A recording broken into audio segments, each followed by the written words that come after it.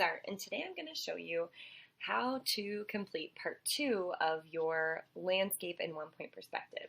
So if you don't have this much done, you need to go back and watch part 1 of the video and then join us for this video after that. I'm going to pick up right where we left off, and I'm going to draw a little house down here in the area that I have. So I'm going to draw a line straight across from my paper's edge, and I'm not going to go all the way, just a little line there. And from there, I'm going to go straight up. This is going to be the side of my house. Make sure my ruler is really lined up. And come over here and do the same thing for the other side of that house. Okay, so there is my house. Doesn't look like that line looked like it was a little too long. Then I'm going to try to find about the middle of those two, and I'm going to go straight up from there and just put a dot. I'm making the side of my house that has like the triangle on top for the roof. So from that dot, I'm going to go straight down. Oh, that roof got a little long. I don't want it to hang over that much. And then same thing on the other side. From that dot in the middle, straight down.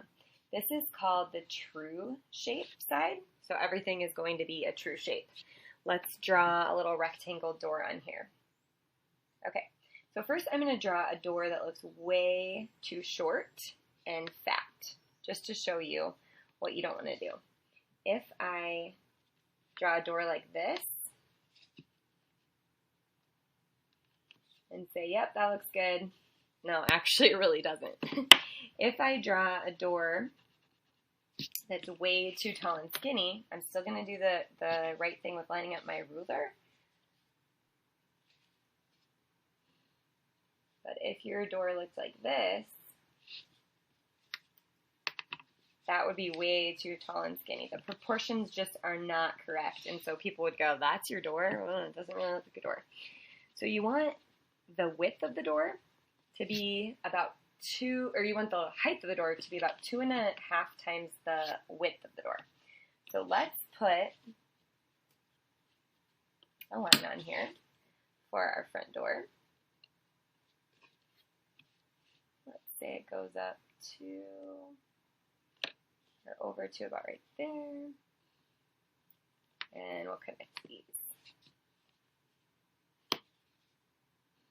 Okay, and then sometimes students want to put the door handle right in the middle. That's not actually accurate. It's just a little bit below, typically, the middle of the door. Put that door handle on. All right, now let's do the side of the house. The roof, we're going to take from the peak of the roof back to my vanishing point. And I don't need to draw this line all the way back to the vanishing point because that would just be a lot to erase. So you're just going to think about how long do you actually want your house to be and stop there. And then I'm going to do the same thing. I'm going to come down to the bottom of the overhang and make sure I'm still on my vanishing point. Go back. And then I'm going to try to take this. Well, you know what? Let's do one more. Let's do the bottom corner right here. Back to our vanishing point.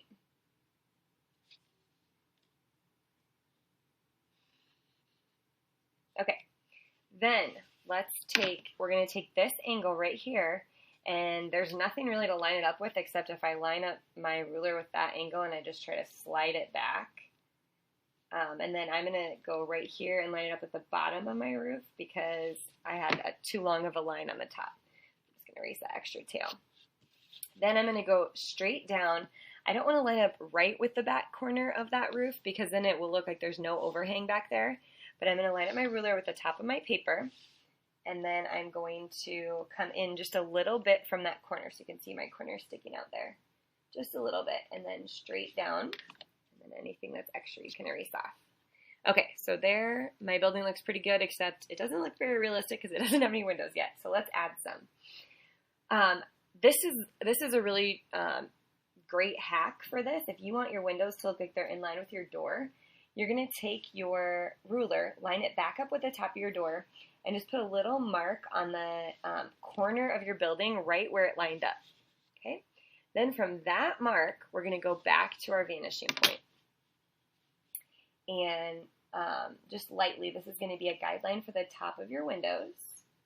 And you don't have to go all the way back on your building because you're not going to see all of that. You're going to end up erasing a bunch. And then come down, you know, if you went way too close to the bottom, it wouldn't look realistic. If you made them way too skinny, that wouldn't look realistic. So maybe about half the size of the door and go back. Okay, so now I have two guidelines, just like I did when I did the cypress trees on the other side. So let's draw some windows in there. You're going to go straight up and down. This is part that a lot of students don't get right. So make sure your ruler is lined up very carefully with the top of your paper. And then you are going to give yourself a line straight up and down for the first window. And then straight up and down for this side of that first window. This is all going to be extra, so we don't need that. Okay, then we are going to draw the second window. If the first window is this long, the second window is not going to be quite as long. I need to start with a really straight up and down line again. So I'm lining up my ruler with the top of my paper. Just like that. And then I'm going to go straight down. And then I'm just not going to go quite as far back as I think that one was. And there are, oh, and see, now that one looks bigger to me. So I'm going to do that again. I'm going to come back and not go quite as far because that one looked bigger than the other one. Okay, that's better. And then we'll erase the guidelines where we don't need them.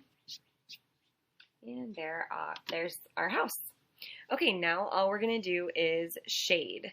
So we want to think about the areas that have the lightest and the darkest shading. So the sun is definitely going to be the lightest, the brightest. We're going to leave that white. So we're going to give this guy just a gentle little shade, like as light as you can make that pencil go, that has a little more shade than the sun. And just go around your sun. It's going to be a nice sunny blue day, just like it is at my house today.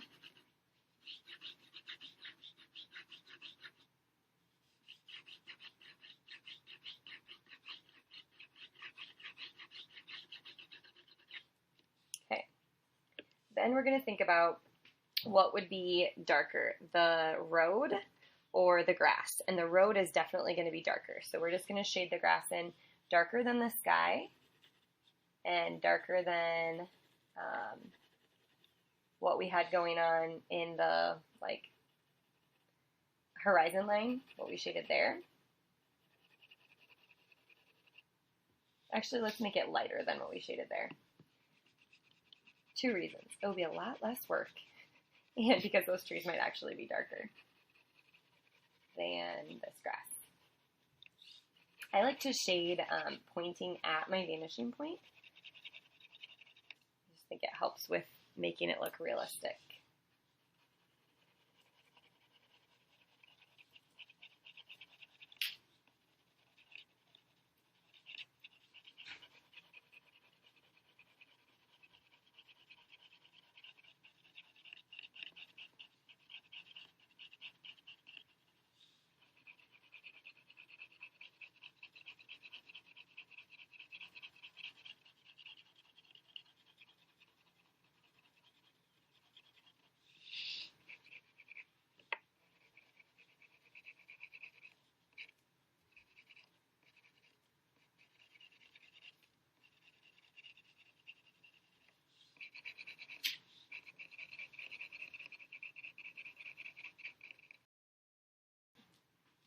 Then we're going to do the same shading over here.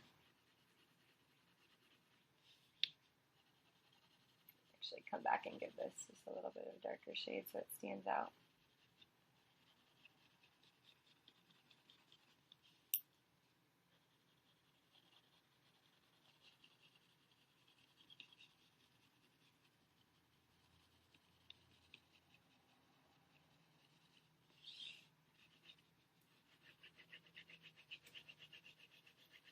Notice I'm shading to that vanishing point again. It's okay to twist your paper any direction that you want to, especially if you're trying to avoid getting your hand all graphite-y. Just drawing towards that vanishing point though.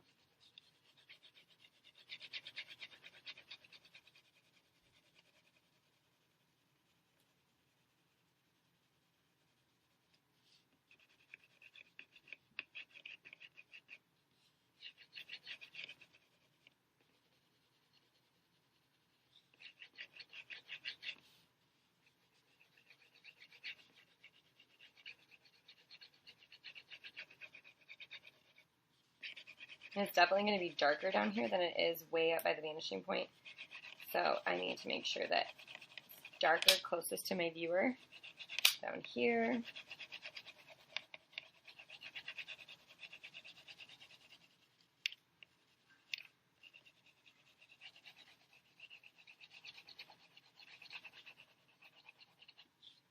Okay, then I want to think about my little house here, and it's definitely going to have a dark roof. So I'm going to fill all that in. Pretty dark. Usually they're like charcoal gray, black shade. And I'm just using a regular pencil, an HB pencil, or you might call it a number 2 pencil. If you have access to like a 6B, you could definitely use that for some of these darker shades, but you also really don't need to. For this project, you can just use what you have. All right, then if I think about it's bright sun out, then the windows are also going to be pretty dark.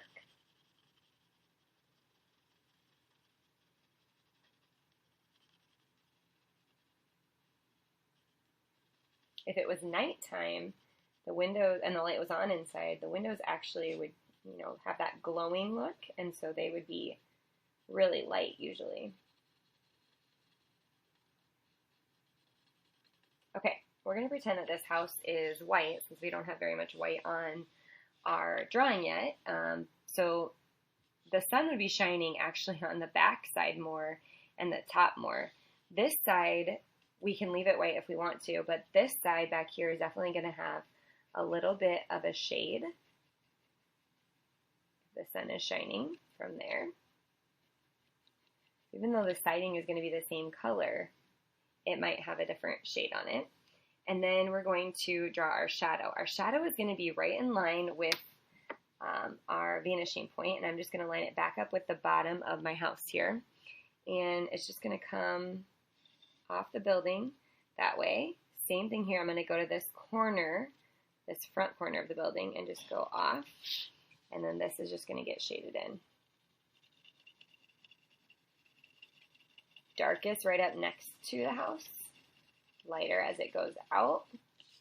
And, you know, that's a pretty long shadow depending on where yours is at. You might want to bring it back to like a point, like the shape of that building, and then just have the grass around it.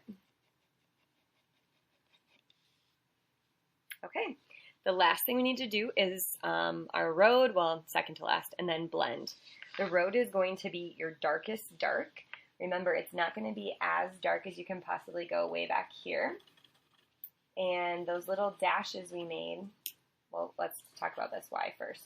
Way back here, we're going to have atmospheric graying, so things closer to the vanishing point look grayer. They don't look as dark and they don't look as light as the things closer to the viewer. Okay, something like that. And then we're going to make sure that we carefully go around our little dashes that we made, because those are usually made with like reflective yellow paint. And we want to make sure we don't lose that detail we made on there.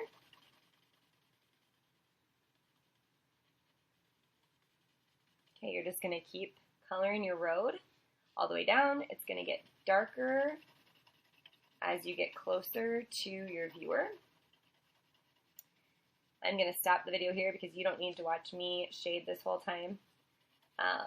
But I want you to finish shading it and then blend. If you need to blend with a cotton ball or a Q-tip, you certainly can do that. If you have access to a blending stump, you can use that, but always start with your lightest area, not your white, obviously, because you don't need to blend white, but the lightest area, blend, and then go to your darkest areas. If you blend your black, it is going to take a little bit of that graphite away, so it won't look black. So after I blend, then I always hit my darkest spots one more time with my pencil, just so that they look really, really black. All right, you guys, when you're done with that, make sure that you sign your paper and write the date on it, and then send me a picture of your finished product. All right, you guys, I can't wait to see what you create.